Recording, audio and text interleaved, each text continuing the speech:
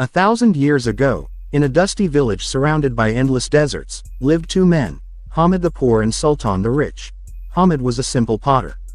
Every morning, he would shape clay with his tired hands, crafting pots and jars to sell at the crowded village market. His home was a small hut made of dried mud, where he lived with his old mother. They barely had enough to eat, but Hamid's heart was full of hope. On the other side of the village stood a giant mansion made of white marble. It belonged to Sultan, a man known for his grand feasts and endless treasures. He wore silk robes stitched with gold, and his horses drank from silver troughs. But despite all his wealth, Sultan's heart was restless. He always wanted more. One summer evening, a royal messenger announced that a hidden golden jar, blessed by ancient kings, had been buried somewhere in the desert. It was said that whoever found it would gain eternal happiness. Sultan, desperate to own it, gathered 100 workers and promised them gold if they found the jar. Hamid, hearing the news, smiled quietly and set out alone with a simple wooden stick and a small bag of water. Days turned into nights.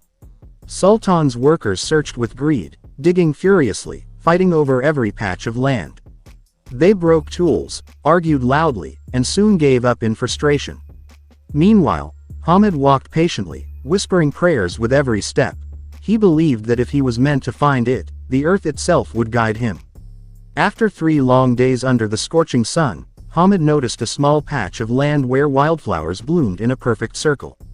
Curious, he dug softly with his hands. There, buried under a foot of sand, he found an old, dusty jar shimmering faintly under the sunset.